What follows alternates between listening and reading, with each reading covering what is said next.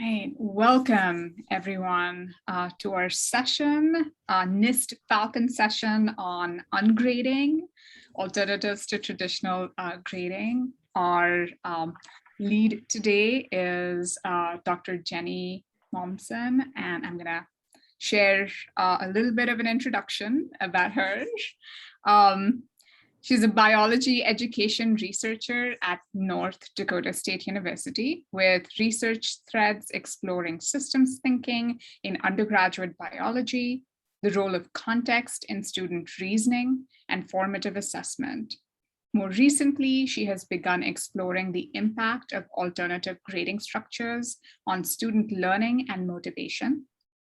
She is director of NDSU's STEM Education PhD program, which trains students across STEM in discipline-based education research, and currently supports over 12 PhD students. In addition, Jenny is PI of an REU site, Growing Up STEM, one of the first REU programs in DBER. Since initiation in 2012, Growing Up STEM has served over 80 students, and nearly 40% have continued on to STEM graduate programs. Jenny is also the past president of the Society for the Advancement of Biology Education Research and is a monitoring editor for CBE Life Sciences Education, Bioscience, Ecosphere, and Course Source. She regularly teaches introductory biology, graduate courses in STEM education, and a course-based undergraduate research experience focused on the biology of learning. And we would like to welcome Jenny. Thank you for being here with us, sharing your time and expertise with our community. And with that, I'm going to hand things over to you. Thanks, Siley. Oh, wow. Thank you for that introduction as well. And before I move on, I want to say I'm expert only in that I've done this for a few semesters now. I'm really going to be presenting a lot of work and ideas from Joe Feldman, who's written Grading for Equity, Jesse Stommel's work on ungrading, and Susan Bloom, who has a book out most recently about ungrading. All right, so let's dive in. Oops, maybe we will. There we go. So my goals today are to help us explore our philosophies and thinking about grading. Why do we grade? What do we really believe about grades and grading? And then talk a little bit about how grades impact learning, as seeing in the chat on that icebreaker question idea. A lot of these ideas were kind of coming up that grades can be pretty negative for students in various ways. And then hopefully end by thinking about alternatives, things we can do that are different from the traditional grading practices, that are better for our students, better for learning, and spoiler alert, better for us too. They just feel a lot better when we're grading in these ways. So the first thing I want to do is break us into small groups and take about 5 minutes to introduce yourselves, because we're going to jump into these breakout rooms a couple more times. So let's make sure we know who we're talking with. Just some suggestions. You can share your name, your favorite course to teach, or maybe your favorite course that you ever took, and what brought you here today to this particular workshop. And then spend the rest of your time discussing why you grade students. And you can summarize your thoughts on table 1, and I'm going to share in the chat a link that should take you all to the show notes for today, is what I like to call them, which is just a Google document. And you'll see on that Google document that there, yep, I see folks are joining us. There's table 0, which is where you can place any question you have at any time. That's our burning questions table. But then table 1 is what we're going to be filling in and populating for our first discussion. So what are we talking about? Again, introduce yourselves and talk about why you grade students. Sound good? Okay, and then I think Siley's going to open breakout rooms. Yep, I'm all set. How many minutes would you like? 5 minutes, and then we'll come back here and debrief. Sounds good. I'm ready to go and opening all rooms now. Thanks.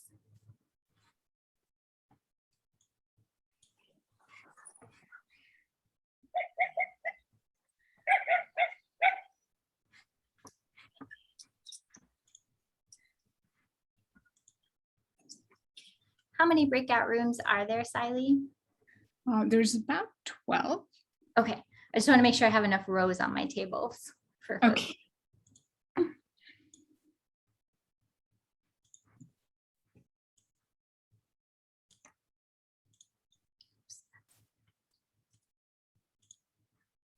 Yeah, you have 12 rooms. Thank you. And then Yumi, I think, just joined. Yumi, I'm going to assign you to one that has, well, all of them have 4. So I'm just going to assign you to the first one here. How long is the sorry, I'm very disoriented right now. But Yeah, about 4 minutes. about 4 minutes, and how many minutes are you in? Just one. Okay, great, thank you.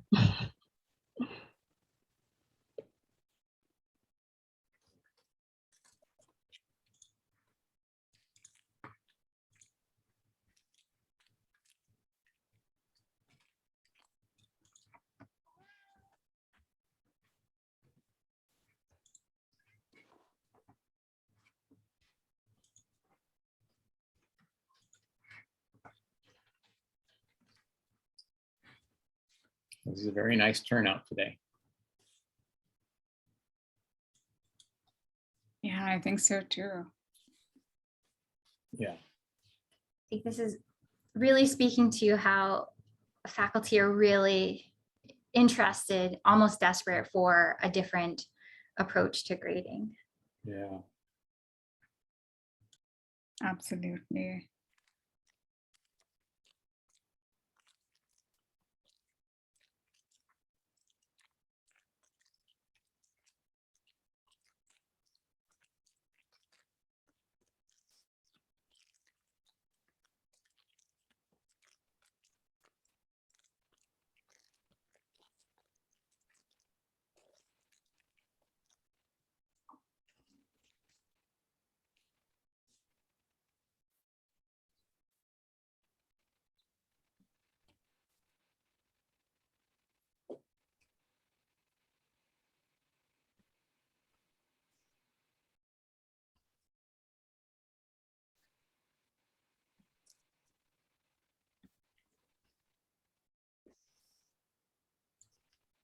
Is there a timer on the breakout rooms? I forgot to set my timer. Okay, great.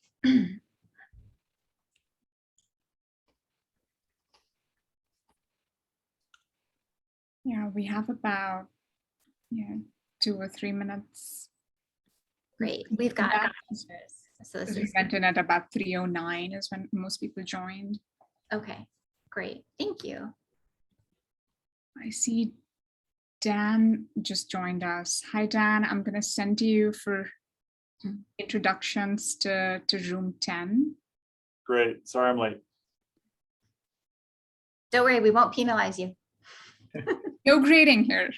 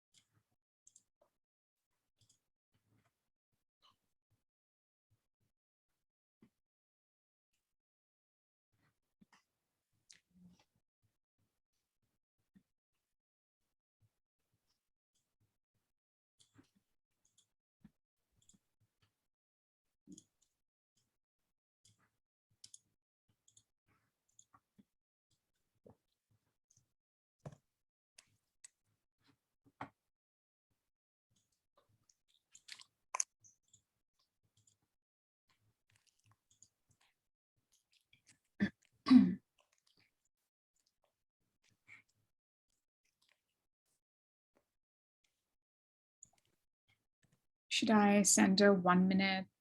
That would be great. Yeah, I think we're in a good place.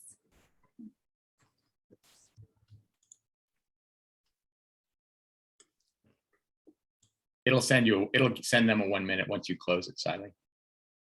Okay. You close it and it says 60 minutes to go, Mhm. 60 seconds to go. Yeah. Yeah, unless you're me and I've changed it to a 10-second countdown. Just whoop. That's a smart thing to do, really, right? Yeah, because when I was teaching online, 60 minutes was far too long for that. So we had to do just 10 minutes and then out we popped. It was great. Oh, that's good. Because the other thing that happens is people start popping out.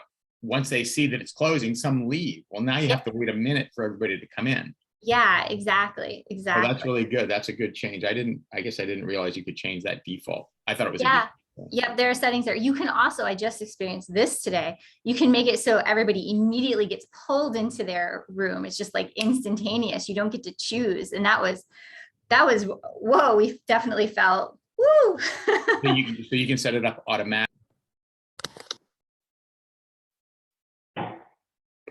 Welcome back, everyone. I always feel a little bit like the operator of like a roller coaster, you know, when you come back into the station. Welcome back. Still typing. This is fantastic. I went through as you were discussing and sharing your ideas in this table and just highlighted a few things that seemed interesting or maybe common that we grade because we want to assess learning. We want to administration makes us, we have to, the institutions, it's required for the profession. That's another reason, professional expectations. Grading can act as a feedback system for students, like a quick way to tell them how they're doing potentially. Students get attached to their grades. They often have an identity, right? I am an A student or I'm a C student, right? Grades can be very, very personal and very tightly connected to our students. Okay. Great. So thank you so much for sharing some of the ideas in your discussion about why you grade students. And now we want to think about, okay, so now we know why we grade students. Let's think about what we believe about grades and grading. And we're going to do this with the assistance of a little video that's called What Learning Looks Like. So give me a second to, I think I have to, yeah, I've got to switch. I'm going to do a new share. Nope. I'm going to stop sharing for a second and I'm going to share the video. My apologies. We are going to share this guy. Okay, so what we have here is a guy in a skateboard, right? Leather jacket, no t-shirt, no helmet, no nothing. Okay, so we're just going to watch this for a minute.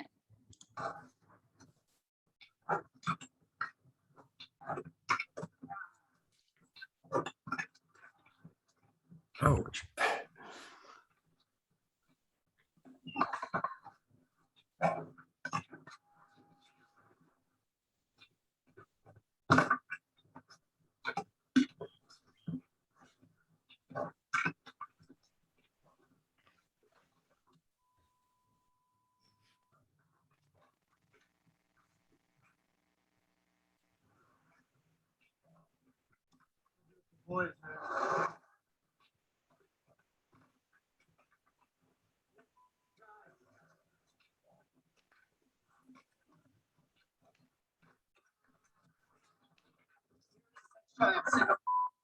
Guys.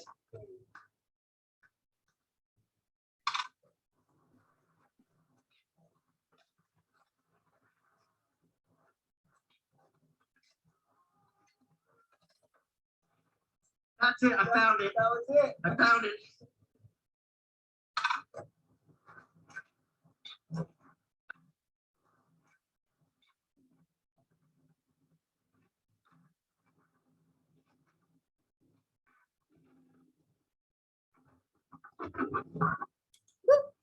We did it.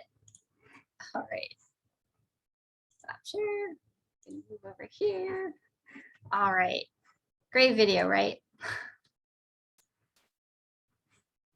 Sure. So what I would love for you to do now, I've had a second as I was switching screens to process that, is to reflect. What's the first word that comes to your mind after watching the video? Share that in the chat. And don't worry if you repeat what someone else says. Just share your ideas in the chat. Okay. Seeing resilience, ouch. Persistence, ouch. Growth-minded, persistence, a lot of ouches. Practice, mistakes, repetition, painful, some grit. Yeah. failure, making mistakes, practice, tenacity, determined. Oh my gosh, there's so many things coming in here. I can't read them all. This is fantastic. Ouch, and tenacity, needs a coach, maybe. Determined, really wants to nail the trick, mastery, right? So in the words that you shared in the chat here, all these words about learning are not words that we necessarily saw when we were talking about grades and grading and why we grade. So I want to give us a minute then. Let's think about this dichotomy between what we just talked about learning, what learning looks like, and grades and what grades are. And we're going to go back into small groups for just 5 minutes and discuss what grade are you going to give this student in your skateboarding class and why.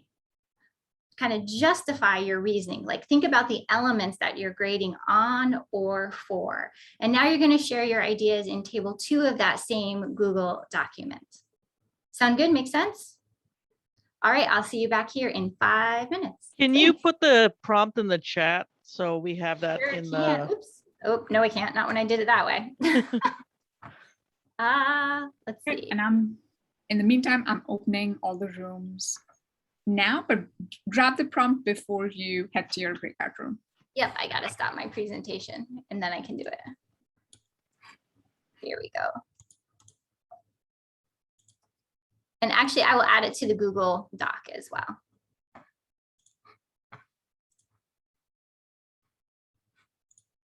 Well, thank you thanks for engaging in that discussion about grading our skateboarding class. We're all clearly expert skateboarders. And I love what you've shared in the table here about, basically we're going to pass this individual, maybe give them an A, but the thinking behind that, should we take their starting point into consideration? We often do that in our classes, right? We average everything together. Should we take effort into consideration? Does effort, right? E for effort or A for effort? Maybe we're just grading on that they demonstrated the skill, or another group talked about consistency, that they could perform the skill multiple times, achieving that particular goal. Great. So all these are really important things for us to think about when we're assigning a grade. What does a grade represent? Does it represent just the ability to do the trick in this case, or the ability to demonstrate they understand a concept, or is there more that gets rolled into that grade for students? So if we think about our traditional grading systems, there's a lot of evidence that shows that they harm learning. And many of you shared those ideas in our icebreaker chat and some of the early tables about why we grade. Reasons why they can harm learning are because traditional grading systems are inaccurate, biased, and demotivating. And these ideas come out of Joe Feldman's book, which is in the resources deck that's shared with you. And I'll share it again at the end of this workshop as well. But let's talk a little bit about these 3 ideas to understand how grading is inaccurate, biased, and demotivating. So grading systems can be inaccurate. So when you think about a student's grade, what is it actually representing? Is it a valid and reliable representation of their knowledge, or maybe it's a skill-based course, so it could also be skills, right? And so we can think about that from a couple of perspectives. One, our own assessments, are they valid and reliable? Now, I'm an education researcher, so I really don't want to talk about this question because I know my assessments, they have errors in them. They're not perfect. They're not these vetted assessments. But perhaps more importantly is thinking about, does that grade represent more than just the knowledge or the skills that a student has acquired? And a great example of this, a way that my world was fundamentally rocked by Joe Feldman's book, was grading of in-class activities. This is a traditional formative assessment. Probably all of us have used them at some point or use them right now, right? And we often grade them. We give students points. We give them points either as participation, like, yeah, you came, you participated, we're going to give you points, or we might grade them a little bit for correctness. I know I did a very, very light grading for correctness. Basically, students got, out of 5 points, they would get 4.5 points if they had lots of mistakes, really didn't know what they were doing, 5 points if they'd at least, attempted it, sort of a thing. But the problem here is that when we're grading in that way for completion, what we're grading is not what the student knows, we're grading for a behavior. So it's going to warp the accuracy of that student's grade. And if you think about how many in-class assessments or assignments you do, I might have 20 in-class assessments. That's a lot of warping of the student's grade just based on this participation grading that I was doing. A second thing to think about is whether our grade actually represents the process of learning. If we go back to the skateboarding, right, do we take where they started into account? What do we do with that? Do we average it across the way, right? So when we grade formative assessments like our in-class activities, we are grading the process of learning. And at the same time, we're also not allowing students an opportunity to make mistakes, right? We're basically telling them, we're going to grade it. In order to get the points, you got to get it correct. No chances for mistakes. That's often the message that's being sent to our students. So grading systems are also biased. Now, we, and I use this very broadly as instructors and our institutions, we all have implicit biases. This is something we're all very well aware of at this point in our careers and in society, right? A good example of where this might play out is in homework, right? We give homework for students as an opportunity for them to practice, but oftentimes homework can act as a filter for students who have access to resources. Now, I teach in Fargo, North Dakota. A lot of my students actually are in rural areas. They don't have access to the internet, right? So if I give a homework I give it on Thursday and it's due on Monday, they often go home and they don't have access to internet to be able to complete that homework. So that homework assignment is actually filtering out for students who can get to the internet. We also tend to grade everything, right? Maybe not you, but many of us grade everything: exams, assignments being on time versus being late, class participation, all of that sort of a thing. These can also come with biases. Class participation is a great example. We often say class participation is, we're going to measure that by you asking questions or talking in class. That's a good example of something that I've seen, especially in upper division courses. And that's our own cultural lens of what it means to be an engaged learner. That's what it looks like to us. But a student may not be answering questions and still be engaged, still be actively there, participating in their own ways. So these are just a couple of examples of how traditional grading systems can actually be biased. Grading systems can be demotivating. I don't think I need to convince you of this, but let's just talk a little bit about what this means.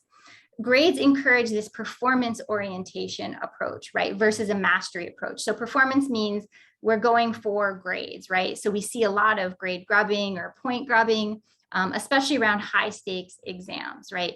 Rather than seeing students who are coming to us saying, I just don't understand what this means, like really there for the learning side of things. And this is all grades. Grades cause this approach to happen in our students.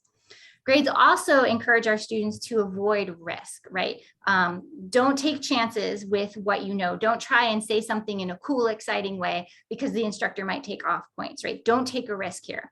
Homework is another great example of a place where we discourage risk taking because we grade it so students know, okay, I really shouldn't practice and see what I know. I should make sure that I'm answering in a way that the instructor wants me to answer, right? So when we grade homework, we're telling students, play it safe, don't take chances. The same is true for projects, right? If you think about big projects that you give in class, the students really want to know, what is it that the professor wants to see? Because that's what I want to give them.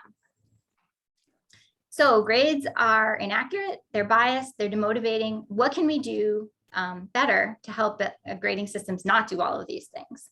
And this is where ungrading comes into play. Now, it is a movement to eliminate grades entirely. No bones about that. That is absolutely true. But most of us are on campuses like mine at NDSU where you have to submit a grade at the end of the semester.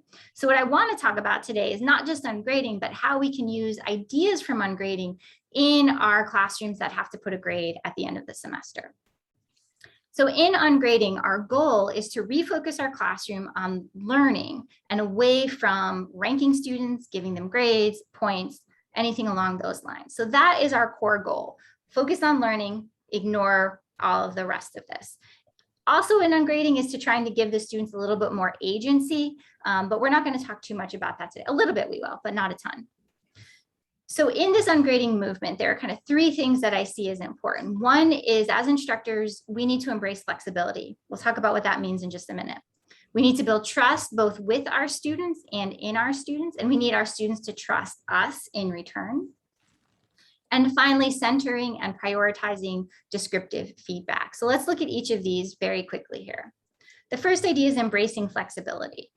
And in the best sense of the word, this means letting the students lead the learning process. Now, this can look like a lot of different things. I teach intro biology, so I'm not going to let all 135 of my students suddenly decide what it is we're going to learn. That's probably not going to work very well for us, but some things we can do.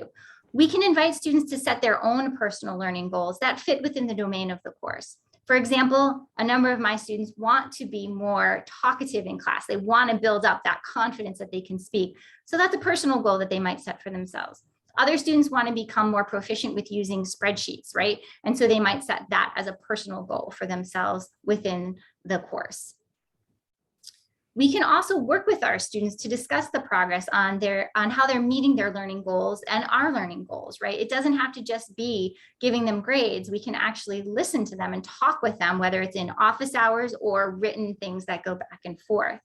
And in really awesome cases, and I've done this in my smaller classes, the students and I collaborate to determine what their final grade is. We have a lot of different products that we can look at, and I'll talk a little bit more about what those look like. What you'll see in the rest of this presentation is that we kind of cycle through ideas because they're really all interconnected. To help us with this collaborating with students to identify final grade, we build in reflective assignments, right? Everything in our classroom traditionally is about a more content-based exam. And here Ungrading is asking us to pause for a second and give students time to reflect.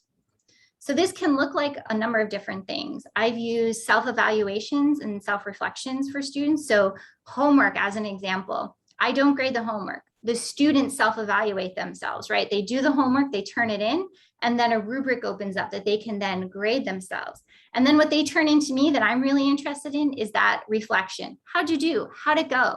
Where did you struggle? What didn't go so well for you? Was there a question that was particularly confusing?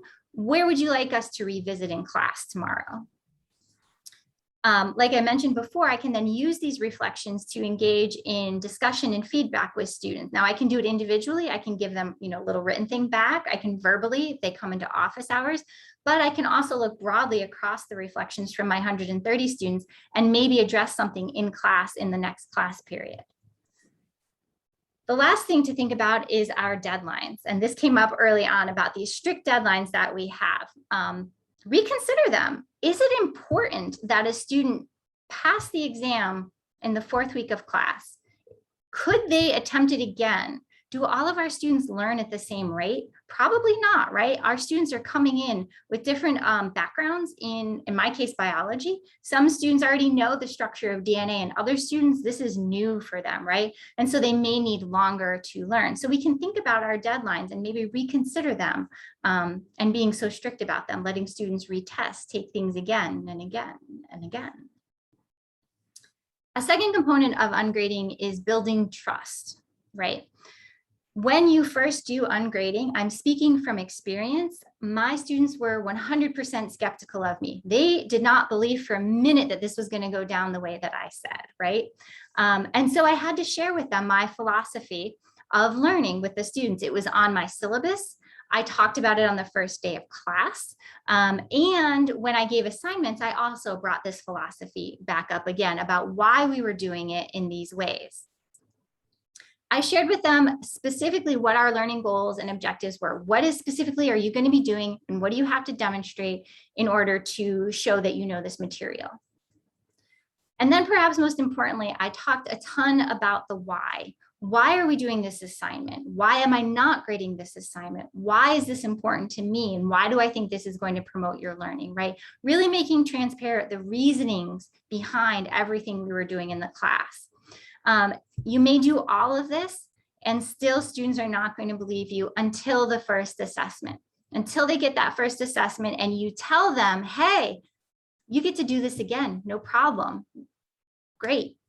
All right.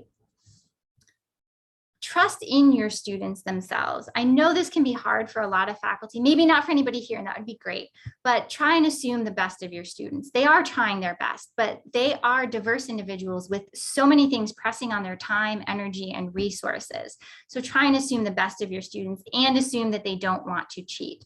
Most of the students I talked to who have cheated didn't want to cheat, but the system, the grading, the relentless pressure made them feel like they had no other option but to do that. Finally, recognize that your students are humans, right? I just said this, right? They're diverse. They have lots of things pressing on their time, whether it's caring for family members, working a job or 2 jobs in some cases. Maybe they have a really heavy schedule and they're taking organic chemistry this semester too, which is a really hard class for a lot of our students, right? So recognize that they're human and build that trust in your students. I already said that. Okay. The last piece is this component of centering descriptive feedback. And by descriptive feedback, we mean the words that we put on a student's paper, not the grade. That's evaluative feedback. And we know research has shown time and time again that feedback is one of the most powerful instructional tools we have. The effect size of feedback is huge. It's amazing. But I'm guessing a lot of you are thinking, I have so many students, though I give them feedback and it seems like it doesn't matter. They don't use it. Maybe they don't understand it. It just doesn't seem like it has the effect that I want it to have. There are a couple of reasons why this might be occurring. One is that a lot of times students don't actually have an opportunity to use the feedback, right? They get the feedback on a quiz or a test. They don't have an opportunity to use it on the next test necessarily, right? So why should they pay attention to it? They should just get rid of it. It's not useful for them. But for a lot of students, they get this feedback, they don't understand it. They've never had an opportunity to unpack the feedback with an expert, helping them figure out what this feedback actually means and what it's directing them to do. So that's kind of a piece that we can take care of in the classroom. We can provide opportunities for students to look, read the feedback, ask questions, and do something with it. A third reason why feedback is often ignored by students is this next idea. We often give descriptive feedback with evaluative feedback. So we write lots and lots of comments on their papers, and then we give them a grade, A-. That grade has a chilling effect on the descriptive feedback. In fact, they're going to ignore it, right? Because they're like, A-, I got an A-, I'm an A student, good enough, I don't need to see this feedback.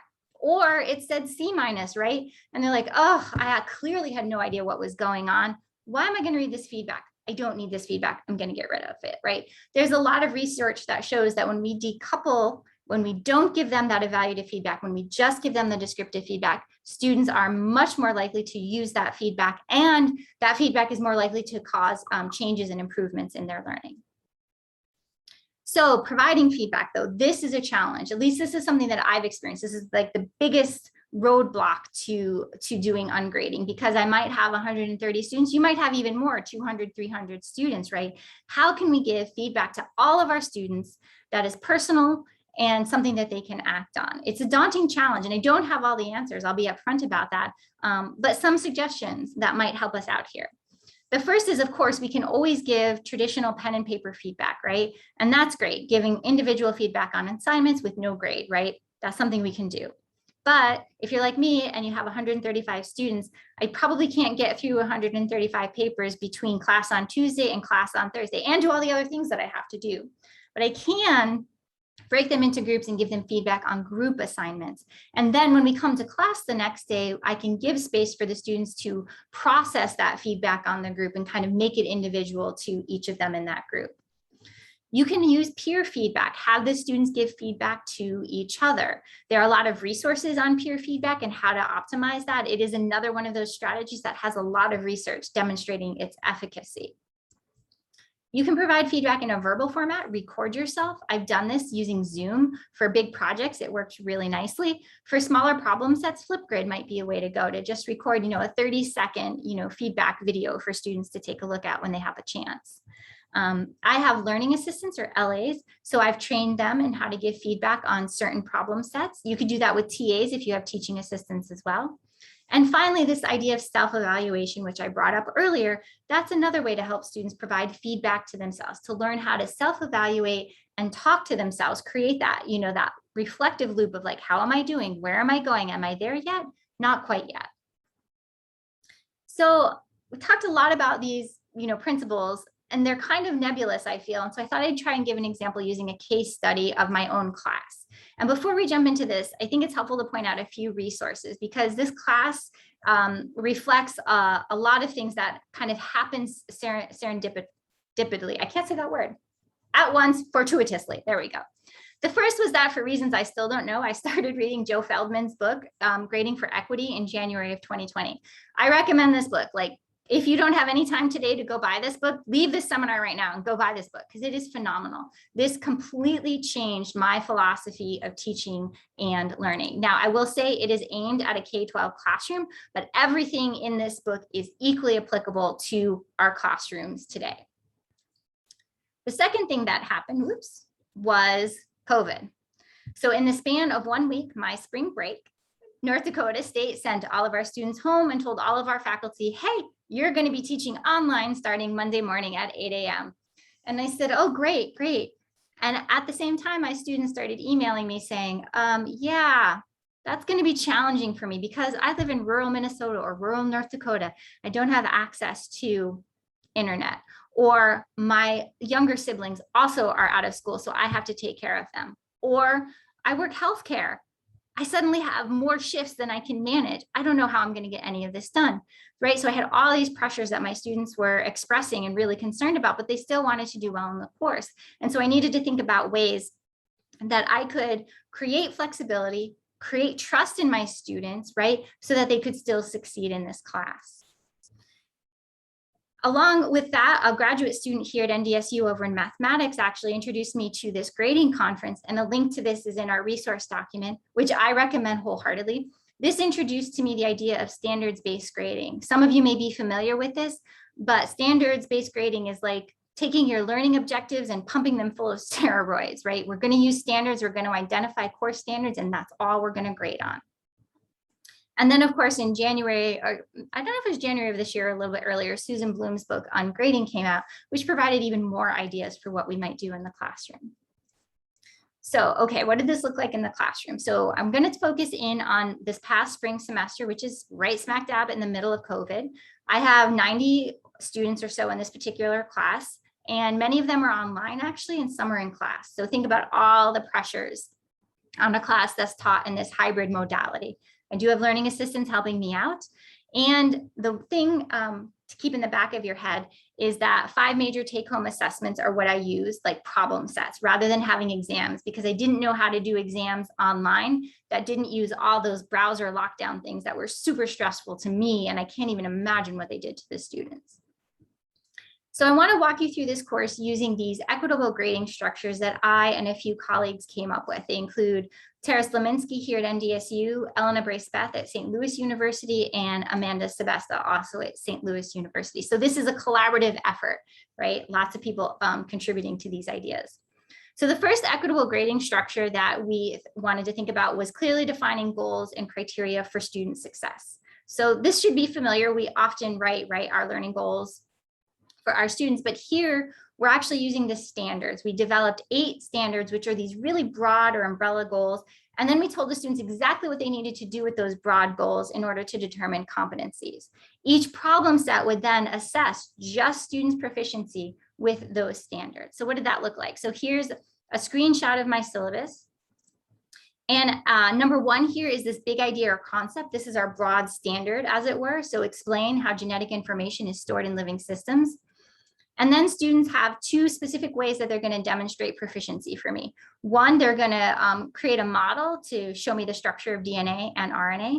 And second, they're going to create a model to illustrate the relationship between DNA, chromosome, gene, and allele, right? So clearly we've got a learning goal or a big standard, and then how they're going to meet that standard. A second equitable grading structure to think about is telling students your plan for how learning is going to be assessed. We all do this, right? We have our assessment section, how grades are determined on our syllabus, but now we're going to articulate what that means in this ungrading strategy, right? And so I tell students, your learning, your grade is assessed only through problem sets, nothing else, just the problem set. And I also tell students that you're not going to be penalized if your problem set is late coming in, if it's missing, if you need to take it again, no penalty for that at all. And so this is what it looks like in my syllabus. In our course, your final grade reflects your proficiency with our course standards. Expect to develop your proficiency over the semester rather, because you'll have many opportunities to demonstrate your proficiency with each standard. If you don't get it at first, no worries, try again, right? And so very clearly, I'm telling the students, you're demonstrating your proficiency with our core standards. That is your grade, 100% how your grade is going to be determined. The third equitable grading structure to think about is prioritizing the relational nature of learning over the transaction of grades, right? Grades are a transaction, they're a currency in our classroom, right? And so instead of giving a number, a 0 to 100 on anything, I evaluate their work as meeting expectations or not yet meeting expectation. And again, they have multiple opportunities to show me that they can meet expectations. So here's what it looks like, that every few weeks, you're going to complete a problem set. And I tell them right here, met or not yet met is how we're going to determine your proficiency, and that they'll have additional opportunities to do this. The fourth equitable grading structure is using an evenly distributed grading scale. Now, if you think about your traditional grading scale, 0 to 100%, there are 60 ways to fail and 40 ways to pass, right? Our grading scale is absolutely biased towards failure. So evenly distributed scale, this is what I came up with for my students. Basically, I mean, I had 15 standards total, or 15 standard components, basically. Didn't quite divide by 4 evenly. I'll work on that next year to have 16, so we can do that evenly. But you'll see that each grade is an evenly, roughly about 4 standards equals a block, equals a grade, right? Evenly distributed. And you'll note that a student does earn a D as soon as they meet 1 standard, right? An F is reserved for students who have given me no evidence that they have any proficiency with any of the standards. Again, read equity-based, or Joe Feldman's book. He talks a lot more about avoiding zeros and what an F really ought to mean for students. Last component of equitable grading structures is to focus on that improvement over time. You'll notice that I don't average anything, right? It's not an average of how well you did on standard 1. It's where you get to. Did you get to the end and demonstrate proficiency on standard 1? Check mark goes into the gradebook. You've got that one, right? So we're building over time. We're not penalizing students for prior mistakes. They can retest. They can do things over and over again.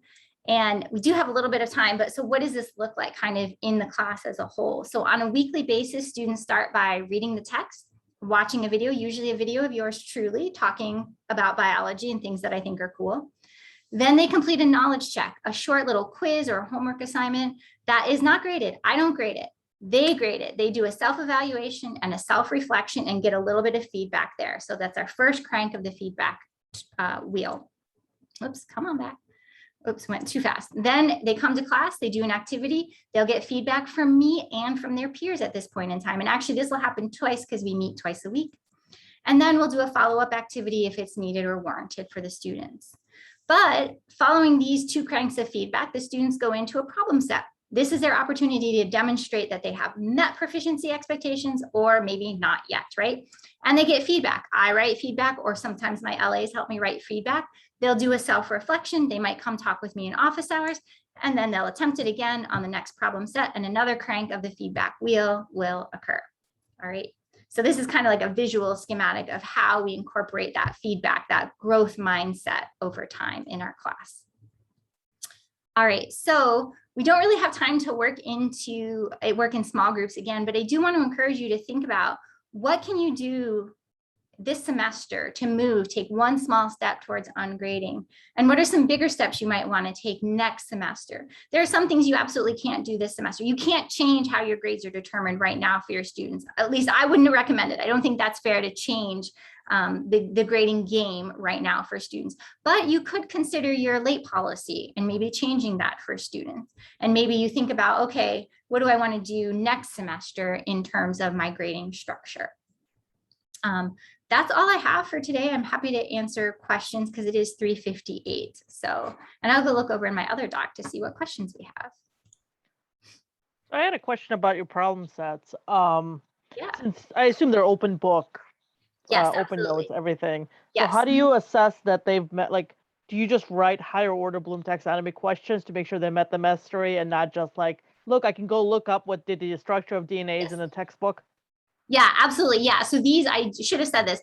these problem sets are a little bit longer, more challenging, more involved. They're always case study based. So sometimes they do have to go do a little bit of research to say, oh yeah, I do know what this case is about. But yeah, they're definitely questions like create something, synthesize these ideas, analyze this piece of data. Those are the sorts of questions that we're asking students to do to demonstrate their proficiency with the material. I will say that the knowledge checks, those things that they do after reading the textbook, those are lower, more like, do you understand what this definition is? Like, once that, when we introduce gene, I have a lot of questions like, do you know what genes are? Do you know how a gene relates to a chromosome? Those sorts of things. So yeah, so they are split like that. Great question. Thank you. There's a question in the chat. Siobhan asks, what would the impact of points for completion be on students engaging in the comments or feedback that you provide? That is a great question, because I think we often use points for participation as our motivator of like engaging and being in class and doing whatever it is. And if we take that away, maybe students will be disengaged. And I think that does put a little bit of pressure on us as instructors to create class activities that are worth engaging in. And what I found was that my students generally, it's like they were going to a movie. They're willing to suspend their disbelief and be like, yeah, if I do this activity, I'm going to learn the material. They like tended to buy in with it. But I also tried to use diverse examples that were motivating and engaging. Like, we do a lot of human examples in intro bio, but we bring in our plants, we bring in our fungi, we bring in, try and, get a full repertoire of different cases that we can take a look at. But yeah, I do think that's a concern that folks have, and I think it's a valid concern. And I come back to, what is it that we're doing in class? Is it worth their time to be there? Are they getting something out of being in class? I need to make that worth their effort, right? And if they can get it from just the textbook, then maybe they should just get it from the textbook. So that's kind of my mindset around that, that idea. There are a lot of thank yous in the chat. And at this point, I'm going to say we're at the top of the hour. So people that have to leave, we're glad to have you. And Jenny, if you have a few more minutes, there's a couple of questions in the chat, and for people that would like to stay. Yeah, I do. And I forgot to, well, most folks found the Ungrading resources document. Yeah, I see a bunch of people there. But yeah, and if you have questions, feel free to email me. I'm happy to chat further. And I can always recommend a good book, article, or podcast, because I'm a podcast addict. Thank you so much for being here with us. I'm going to stop the recording and then we can continue.